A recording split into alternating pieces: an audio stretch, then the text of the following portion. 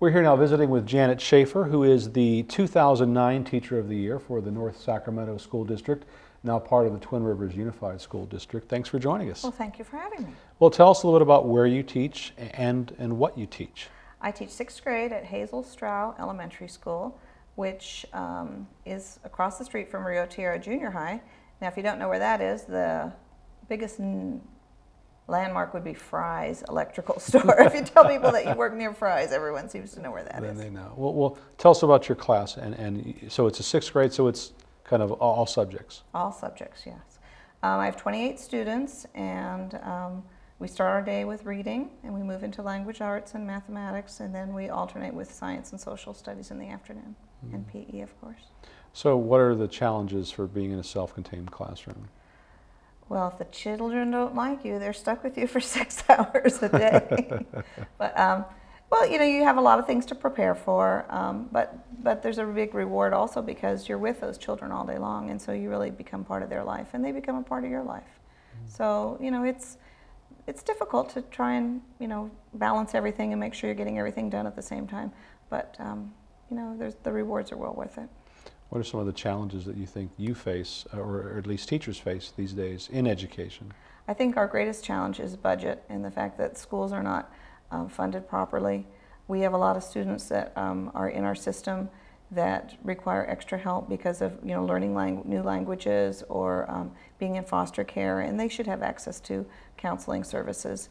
And so, you know, we really are not funding our schools in order to take care of some of those issues. And if those issues aren't taken care of, learning has a little more of a challenge.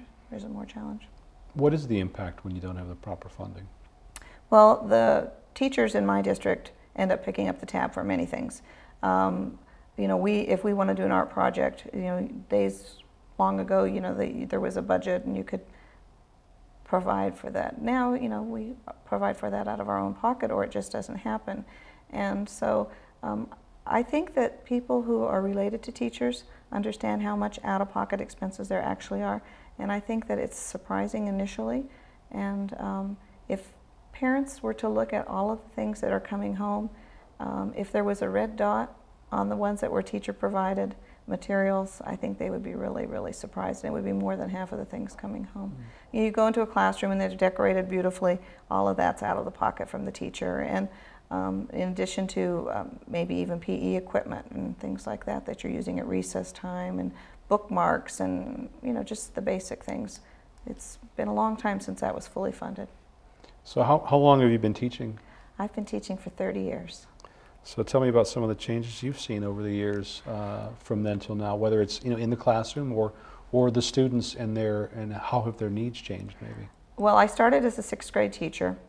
Well, actually, I started with a high school diploma, and I wasn't able to get a job in high school because there was something called Proposition 13, and there was a little change there. But I took an examination, became an elementary teacher, and the class sizes were huge. North Sac had really big classes at that time. And over the years, when Dennis Tillett was our superintendent, he understood how important it was to have lower class size. And so the teachers they put aside a raise in pay one year so that we could offset the cost of having smaller class sizes at the 4th, 5th, and 6th grade level. And that's been a big thing. We've had a cap for 28 students, and that's tremendous. And in the years that we've been doing that, I think that our behavior has improved, and I know that our scores have improved. Smaller class sizes are really, really important. What about as far as the needs of the students over that span? Well, how's that changed? That's changed a lot as well. Initially, when I was teaching, if you had someone who was misbehaving, and you would call home and the parent right away would support you. Nowadays, 50% of the time you might have a parent who questions whether their child actually did say that or would do that, act that way. And so, you know, it's nice that parents are advocating for their students, but I think if a teacher is taking the time to call you about what they perceive as a problem, that the parent really needs to listen to the teacher and think that there is something here. So do you do anything special in your classroom to motivate students, or you know, what's your style for trying to get kids really into something? Well, I always have a theme. I have a theme. Last year our theme was tropical, and so we had hats that we wore, and on Wednesday we had Aloha Wednesday, and instead of wearing their uniform they could wear a Hawaiian shirt. And so that was really fun. And the first day of school we had pineapple juice. And so I try to incorporate things throughout the year. This year our theme is the Wizard of Oz. And so I painted the ramp up to my classroom like the yellow brick road. And so we just try to have fun. It has to be a fun place and kids want to come. And I just, try to go with that. And it's all about building relationships with the students. Oh yeah, oh yeah. I'm lucky. I live in the neighborhood where I teach, and I've been at my same school site for 27 years. So I am a fixture in the community, and so that's really exciting for me to be part of that community. And the children come to my house at trick-or-treat time, and they see me at the grocery store. And so the issues that are of concern to our neighborhood are the issues that are of a concern to me as well, because it's the same neighborhood that I live in.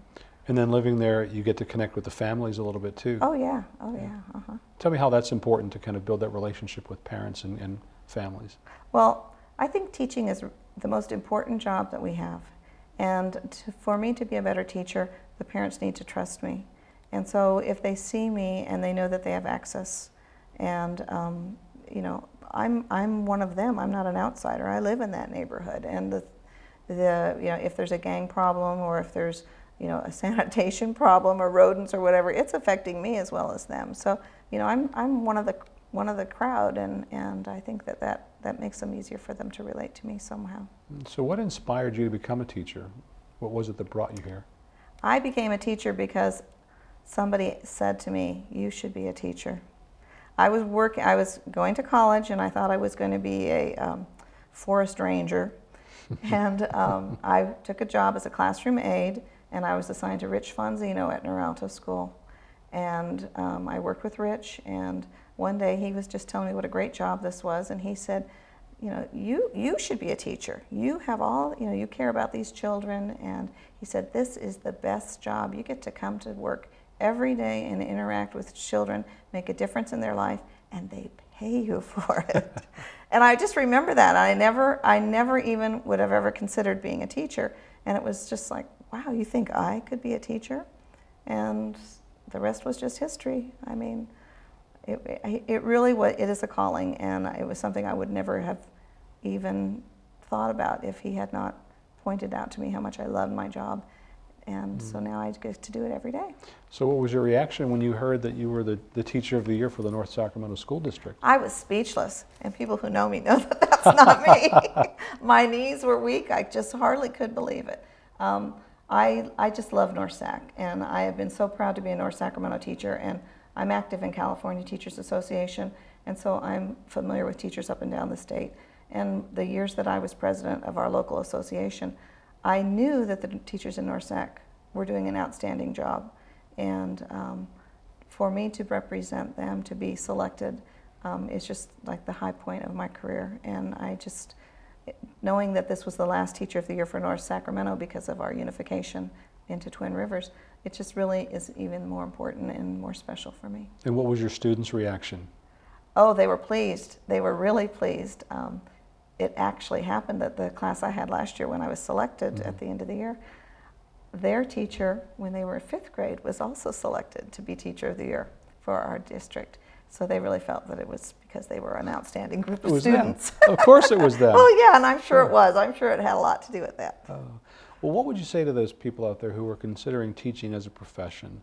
What would you say to kind of convince them that this is something they ought to consider? I think teaching is a wonderful job, but I do not believe that it's for everybody. And so I think that if someone was interested, if they thought that they might have some feelings to go that way, I would say start volunteering at a school, get in there and come on a regular basis. Don't just show up with cupcakes and, or I'm bringing book covers today to your class, or I'm going to come and do an art project. Come and see the regular routines, and every day isn't, special. Some days are really tough, and some days there's been some crisis in the neighborhood or in a family, and it's tough to get the kids to want to concentrate. But I think that if they are interested, that they need to start finding out a little bit more about that. And then if you do become a student teacher and you find out that it's not for you, I think you need to be honest with yourself and pick a different career, because this isn't the kind of career. I don't think anyone should go to work every day and be miserable and look for that Friday. But this is a job that is so important, and you are really part of these children's lives. and you need to be there every day and trying to do your very best.